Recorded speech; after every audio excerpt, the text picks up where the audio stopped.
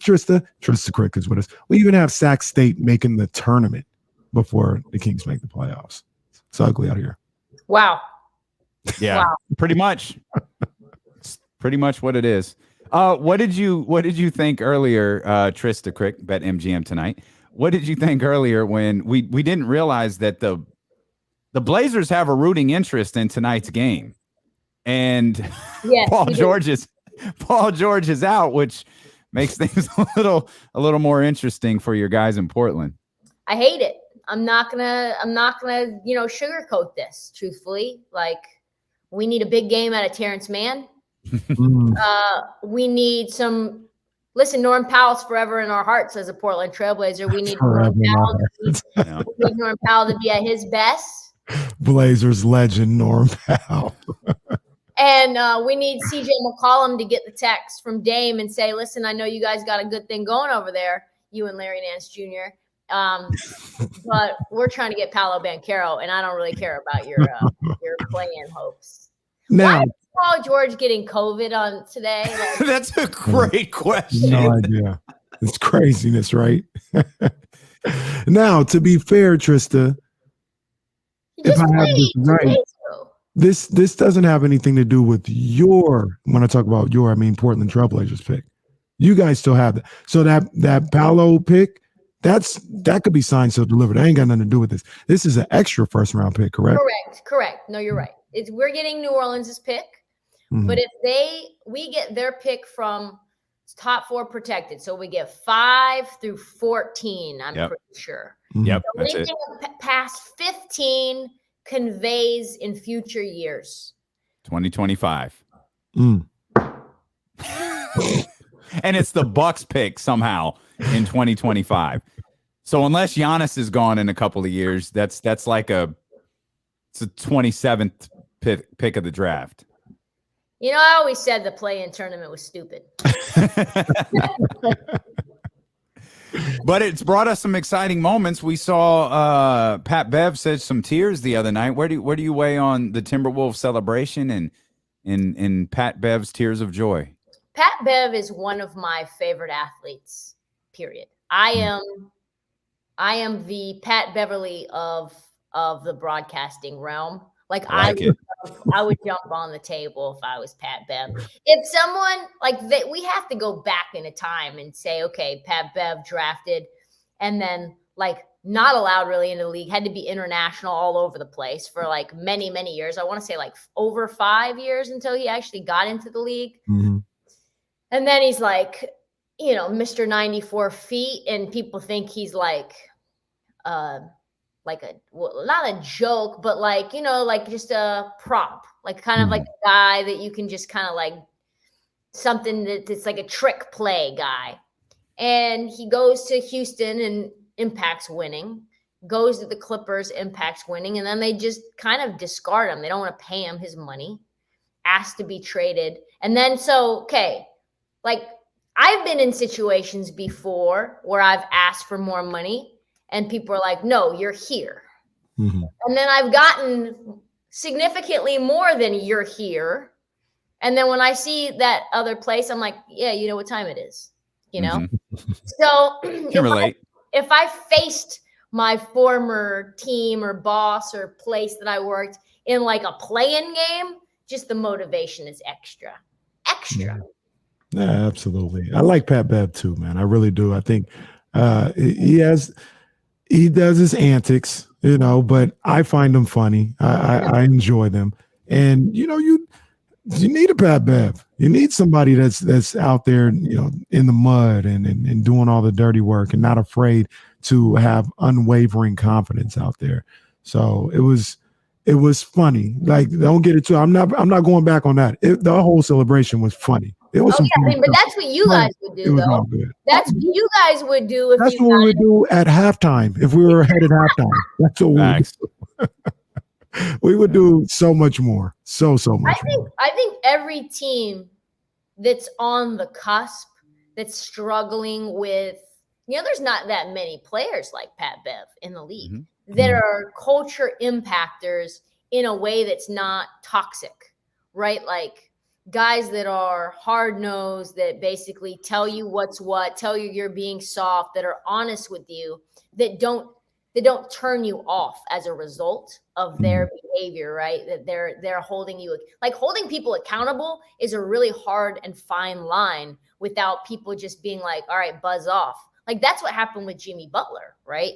He comes in and he wants to impact winning like Pat Bev, but he's not funny like Pat Bev. He's not, his positivity like levels are much lower than Pat Bev. And of course he's a star. So I think every team needs to find one of those, like Ricky Rubio was that for them last year too. Find someone who can build the culture, set the tone, a winning culture. Rubio's done this multiple years. He's done it 3 years in a row now. Phoenix takes a step. Cavs or Minnesota takes a step. Cavs takes a step. So Pat Bev has done this as well. So there's probably only a handful of guys that can do that. Wow. What series are you looking forward to the most? Timberwolves, Grizzlies. Yeah. Okay. I think it's the most fun, right? You got two guys that talk a lot of smack, Dylan Brooks and, of course, Pat Bev. You got two stars, like two legit stars in Ant Edwards and Ja. People gave me a hard time for saying Karl Anthony Towns is not like a legit star, but I don't think he is. I don't think legit stars operate like Karl Anthony Towns did. That's fair. That's fair. I know exactly what you're saying. That doesn't totally mean fair. He's not talented. He's just not a star. Right. And that's okay for him. And I He's think Mike Trout. Yeah,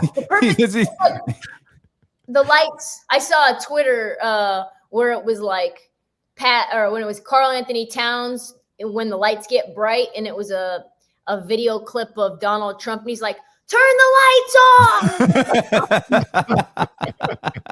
Turn those lights, everybody! Let's chant! Turn the lights off!"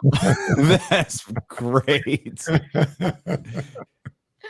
That's and like, hilarious. I think athletically, these teams are really well matched too, right? Like guys that love to get out into transition, guys that like to dunk and shoot. Like Ant and Ja are really interesting players against one another. Both know their roles on the bench. Both have good coaching, tons of depth. Like they'll probably both go like at least 8 or 9 deep, which is sort of stunning when you talk about shortening rotations. I don't know if they'll play like traditional playoffs because they both like to play in transition so much. Yeah. Can you confirm before we go? Are you rocking the 2 TV setup? That's Ball status. That's solid. This is a regular discussion here on this show because neither one of us have the 2 TV setup. So funny story. So I'm like getting it set up and I order like a TaskRabbit or whatever. And I'm sitting kind of like, I've got a friend helping me move. We're waiting. We're talking to the guy. Amin is his name. And he's like looking at me and I'm like, okay, like, so, and I'm like sitting down and I'm like, okay, this is the eye line. Cause it's just, it's my eye line matters to me. Nobody else's eye line matters whatsoever. Just me. Absolutely. And he's like, so, what do you, he's like trying to figure out the polite way to ask. He's like, so do you live alone? And I'm like, yep, I sure do. Just me and Emma, my dog. And he's like, so don't see a lot of 2 TV setups in one room. And I was like, yep, just really need my Grey's Anatomy housewives at the same time. Real Housewives of Atlanta and Orange County are on at the same time, and this was the only solution I could come up with. You have to make hard decisions. I don't know. Do you guys get, because I do, and maybe I'm not like as, I don't know, whatever, like as swaggy as you guys. Do you guys ever get like somewhat embarrassed to the point where you don't really want to say like the role that you have if somebody doesn't know what you do? Kenny doesn't. What do you say, Kenny? You go, I'm a radio host. Kenny says I'm that dude. Radio show in the city. What do you say? I say I'm one half of the best radio show in the city. Period. All right. What do you Check it out. We out here. I host a radio show. Yeah, But what I do is I lower my voice so they go, oh, you've got the you got the voice for it. I'll be like, yeah. I'll be totally talking like this, right? Be animated. What do you do? I host a radio show. So I'll do the whole like, yeah, I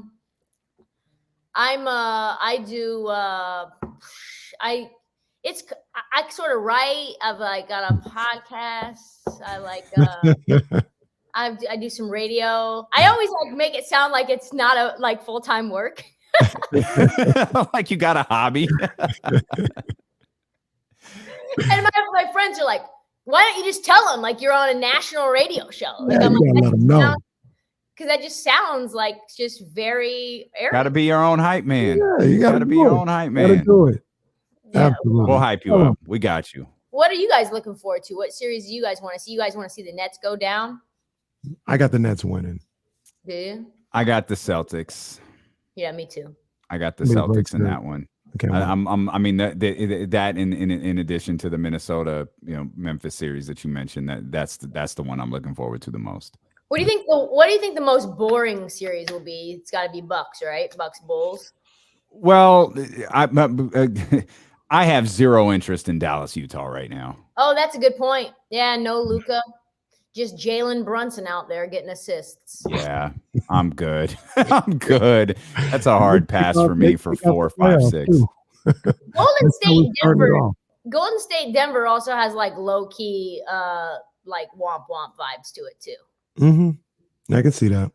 Wow. Like I would have loved Golden State, Dallas would have been so awesome, but what you can do. Well, now with Luka, Dallas, nothing would have been awesome with Dallas because I don't think Luka's coming back anytime soon. He shouldn't. I strained my calf playing flag football, and I tried to play golf the next day because I didn't know it was a calf strain. The entire thing was like purple. Ooh, that's entire calf. He's got to be in so much pain. Doing any twisting, planting, jumping off of that, even just like straight line running is going to be tough, especially any change of direction. I mean, that was like a 4-week deal. I know like athletes, they're better than us, right? They can get back faster. They've got the regimens, they've got the technology, but it's still a not in 3-4 days. Yeah, it's still a torn calf muscle. Like people say strain, but what they really mean is tear. Just a small tear. Yeah, it's a jacked up calf muscle. That's what it is. They need to change the name to that. There ain't no strain. It's calf tear. Yeah. So I was doing a podcast with Jimmy Patsos, former coach, and we were talking about the draft, 2021 draft being one of the deepest in history. I've just taken over this interview. Sorry. I wanted to know in hindsight. We don't have interviews. We have conversations. So it's all good. I got that. I like that.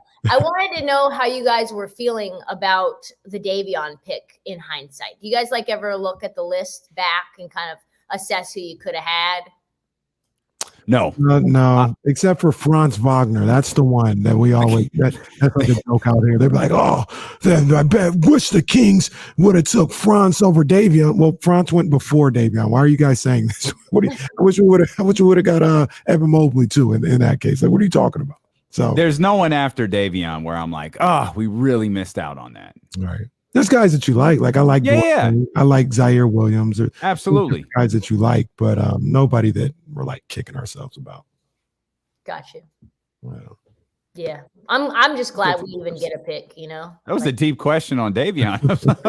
I didn't know if there was a follow-up coming to that. No, there's none. There was just none. Oh, okay. Just none, because we were looking down the list and I was like, this one sticks out. Like Book Knight stuck out because he hasn't really panned, right? Like, that was a wild pick for them to sort of reach for. We were also talking about the fact that, like, you're seeing in this year's Roto Y. I mean, this is the first time in a long time that I've been looking at, just mock drafts for us, and been very invested. And everybody has us getting Shaedon Sharpe at 6. Kenny's guy. And I'm like, you can't all actually believe that this is going to happen. You guys can't all believe that we're getting 6, and you can't all believe that we're going to draft Shaedon Sharpe over others like Abaji or guys that are more proven like AJ Griffin or even Mark Williams. Like, so there's like a level of copycatting that's going on, and I think it's forcing other teams to forcing teams in general to pick players maybe before they thought so, because Jonathan Gavoni says Sharp. Hey man, Shannon Sharp.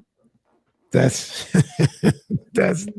Kenny's falling in love. That's Kenny's new love is Shaden Sharp. Like that was revealed today. Right there. Is that true? Why hasn't he played a single minute? Because he's like 17. He graduated high school early to go to Kentucky, and I don't know why he didn't play Kentucky, but like it wasn't because he couldn't play. He just wasn't going to play. But I think the original thought was you come to Kentucky, you get yourself acclimated to college because you are like 16 or 17, and then you play next year. They thought he was going to be around next year, but then these mock drafts came out where he's top 7 in Cal, and then we're like, well, there's no need for you to come back. Like, go. So I think that's what happened. So you like Shaden? You think that Portland should take him? No, I think Well, he's in the top 6. Who knows? Who ends up knowing? But it's interesting, just these mock drafts being this way, because you can just tell, like you've literally just copied and pasted from RotoWire, from like wherever you're getting it. Yeah. Trysta, we appreciate you as always. Yeah, you guys